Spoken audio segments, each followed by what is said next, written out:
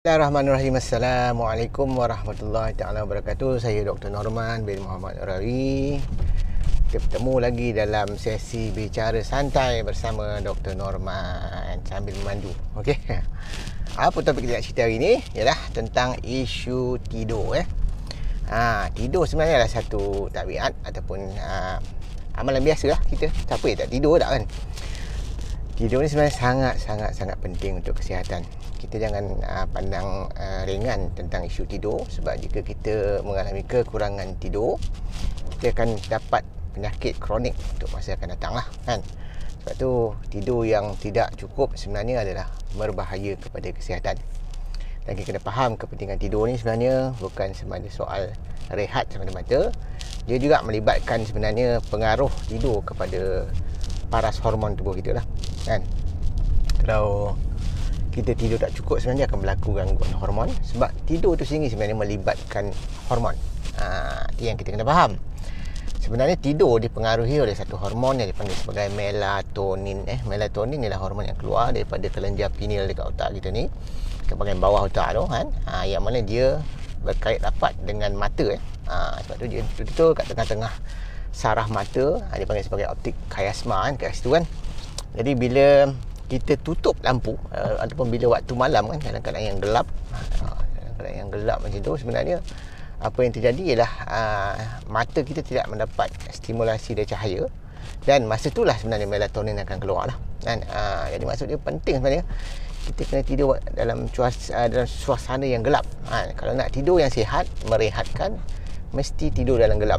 Kalau setakat cahaya kecil, macam cahaya lampu tidur kecil tu, tak apalah, itu boleh, tak ada masalah. Tapi yang kalau nak terang-derang, kita tidur dalam menghadap TV ke, ataupun tidur menghadap handphone macam ni ke kan, itu semua tidak sebenarnya bagus untuk tidur yang betul-betul sihat lah kan. Sebab kalau kita tidur dalam keadaan kita bilik kita terang-derang, sebenarnya dia tidak mendatangkan kesihatan yang baik, sebab ada gangguan dari penghasilan melatonin kan. Okey. So sebenarnya ada juga banyak faktor lain yang mengganggu penghasilan melatonin dalam otak kita. Antara faktornya adalah faktor stres. Seorang yang mengalami stres yang teruk yang mana paras kortisol dia akan menjadi tinggi kan. Sepatutnya menjelang untuk malam, paras kortisol tu sepatutnya kena diturunkan. Tapi kalau dia masih lagi stres, tak habis-habis sampai waktu tidur pun, paras kortisol yang tinggi sebenarnya mengganggu pengeluaran melatonin, menyebabkan dia susah nak tidur. Dan kalau tidur pun, tidurnya tidak merehatkan, tidak menyihatkan. Dia penting kan. Itu yang kena faham. So fisiologi tidur ni penting sebab dia berkaitan dengan hormon kan. Okey. Satu lagi faktor yang menyebabkan masalah kekurangan melatonin ialah faktor kekurangan serotonin. Serotonin adalah bahan yang asal sebelum terjadinya melatonin dalam kita punya otak. Serotonin ni pula dihasilkan oleh usus kita. Dari situlah kepentingannya, nampak tak? Maksud dia kan, usus yang sihat akan menghasilkan cukup serotonin untuk otak kita, dan serotonin yang cukup akan menghasilkan cukup melatonin. Seorang yang mengalami masalah kekurangan serotonin, seorang yang mengalami masalah anxiety kan, seorang yang masalah kemurungan, depression, sebenarnya akan ada gangguan tidur. Sebab tu bila orang ada anxiety, orang ada depress kan, dia tidur, dia susah nak tidur. Kalaupun dia tidur pun, tidur dia tidak merehatkan, tidak menyihatkan. Sebab bila dia sedar boleh tidur, dia rasa lebih letih, letu, dan rasa nak tidur lagi, tapi tak boleh nak tidur, dan berulang-ulang masalah tu berulang-ulang, akhirnya menyebabkan gangguan kesihatan kan. Mana faham? So itulah topik yang kita nak cakap hari ni. Sebenarnya penghasilan serotonin tu penting sebab dia berkaitan dengan kesihatan usus. Itu yang nak kena faham nombor satu sekali. So, apa benda yang penting dalam usus kita untuk memastikan usus kita menghasilkan serotonin yang cukup?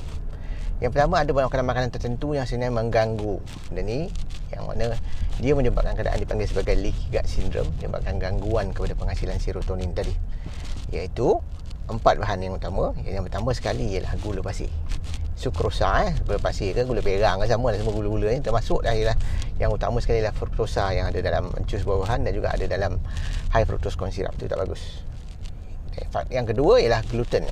Makanan yang ada gluten, contoh yang paling utama ialah tepung gandum.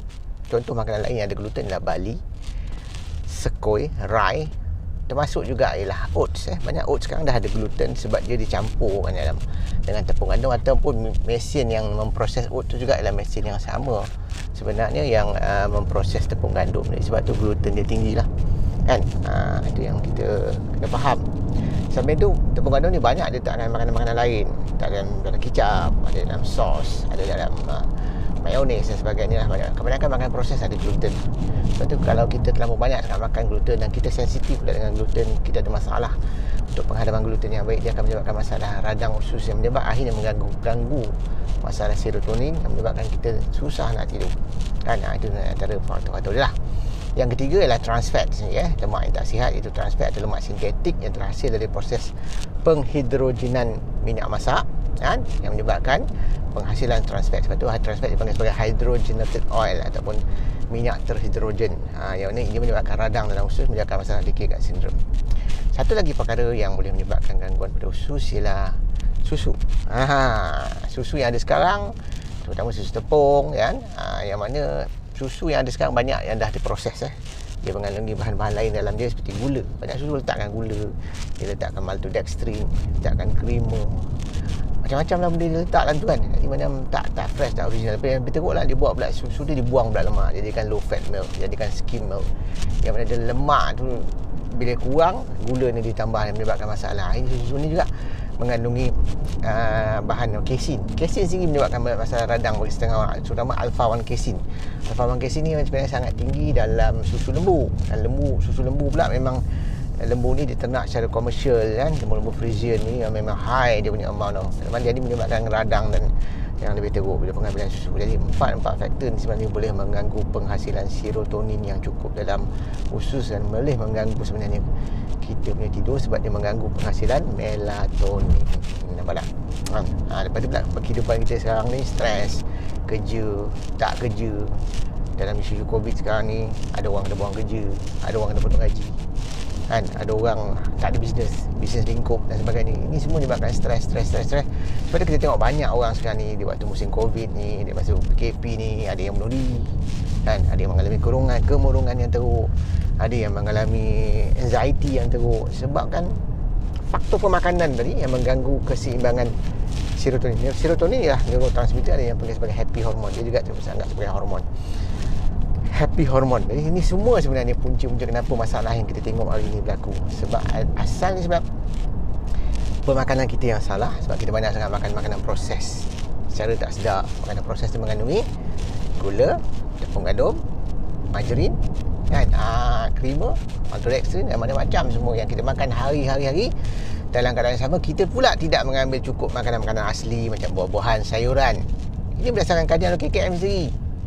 Masyarakat Malaysia dewasa 95% tak makan sayur dan buah. Macam manalah nak sihat? Itu yang kita kena faham isu dia kat sini.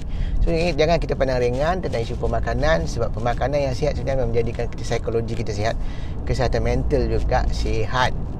Bila makanan tak betul, kesihatan mental juga boleh terganggu, tidur kita juga terganggu. Dan bila tidur dan kesihatan mental terganggu, kesihatan umum kita juga akhirnya akan terganggu. Akhirnya dapat banyak penyakit yang berlaku zaman sekarang. Kita tengok ramai orang mengalami pelbagai jenis penyakit kronik, sakit jantung, sakit darah tinggi, diabetes, kanser dan sebagainya. Banyak masalah yang berlaku sekarang. Dan antara masalah penyakit-penyakit tidak berjangkit yang utama yang berlaku dalam masyarakat kita hari ini adalah penyakit mental. Lepas tu kita tak heran kita tengok 9 juta orang pesakit mental di Malaysia, yang mana lebih 7 juta orang ialah masalah anxiety dan depresi. So, perhatikan makanan kita. Kat situlah kunci dia nak membetulkan masalah ni, dan itulah kunci dia juga untuk kita mendapat kesihatan mental yang baik. Kan? Ingat, kesihatan adalah dengan ilmu yang betul dan amalan yang berterusan. Jadi dapatkan ilmu yang betul, membaca adalah kunci kepada ilmu yang betul. Bacalah buku-buku saya dan tontonlah video-video saya di YouTube. Jangan lupa subscribe dan like. Terima kasih. Kita jumpa lagi dalam sesi akan datang.